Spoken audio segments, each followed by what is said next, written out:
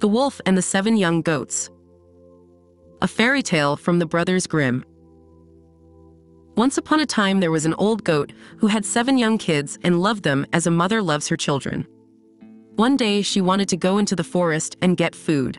Then she called all 7 of them and said, "Dear children, I want to go out into the forest. Be with you, hats off to the wolf. When he comes in, he will eat you skin and hair." The villain often disguises himself, but you will recognize him immediately by his hoarse voice and his black feet. The little kids said, "Dear mother, we want to be careful. You can go away without worrying." The old woman complained and confidently set off. It didn't take long before someone knocked on the front door and called out, "Open up, you dear children.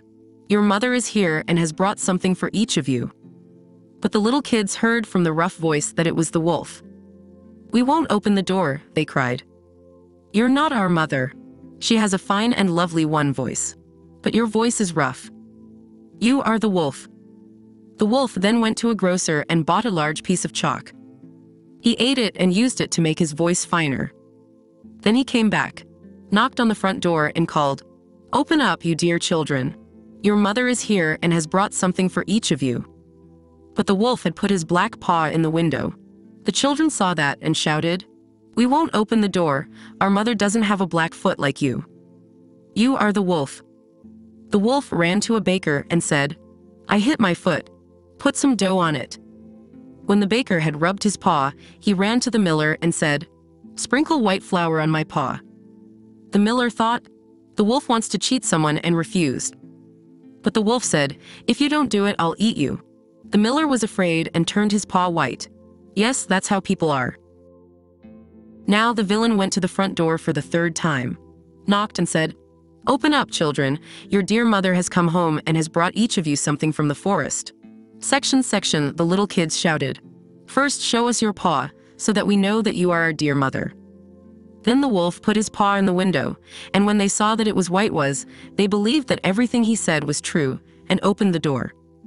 But whoever came in was the wolf. The kids were frightened and wanted to hide.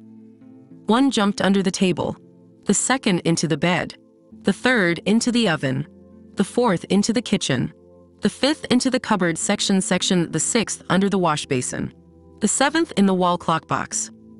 But the wolf found them all and didn't bother reading for long. He swallowed one after the other into his throat.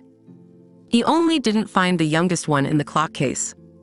When the wolf had given up his desire, he wandered off, lay down under a tree on the green meadow and began to sleep.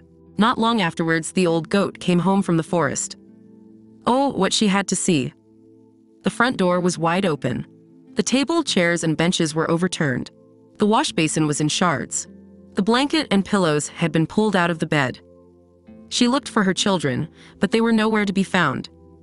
She called them by name one after the other, but no one answered. Finally, when she called the youngest, a small voice called out, "Dear mother, I'm stuck in the clock box." She took it out and it told her that the wolf had come and eaten all the others. You can imagine how she cried over her poor children. At last she went out in her misery, and the youngest kid ran with her. When she came to the meadow, the wolf was lying against the tree and snoring so that the branches were shaking. She looked at him from all sides and saw that there was something in his full stomach, something stirred and fidgeted. "Oh God," she thought, "should my poor children, whom he choked down for supper, still be alive?" The little kid had to run home and get scissors, a needle and thread. Then she cut open the monster's stomach, and as soon as she had made a cut, a little goat stuck out its head. And as she continued to cut, all 6 of them jumped out one after the other, and everyone was still alive, and hadn't even suffered any damage because the monster had swallowed them whole in its greed. That was a joy. Then they hugged their dear mother and jumped like tailors at a wedding. But the old woman said, "Now go and look for stones. We want to fill the belly of the godless animal with them while it is still asleep." Then they dragged the 7 little goats, quickly brought the stones, and stuck them into his stomach, as many as they could fit. Then the old woman sewed him up again so quickly that he didn't notice anything and didn't even move. When the wolf had finally had enough sleep, he got up, and because the stones in his stomach made him so thirsty, he wanted to go to a well and drink. But when he began to walk and move back and forth, the stones in his stomach clashed and rattled. Then he shouted, "What rumbles and pumps around in my stomach? I thought there were 6 little scourges, but they are nothing but rocky rocks." And when he came to the well and bent over the water and wanted to drink, the heavy stones pulled him in and he drowned miserably. When the 7 little kids saw this, they ran up quickly and shouted loudly, "The wolf is dead, the wolf is dead," and danced around the fountain with joy with their mother.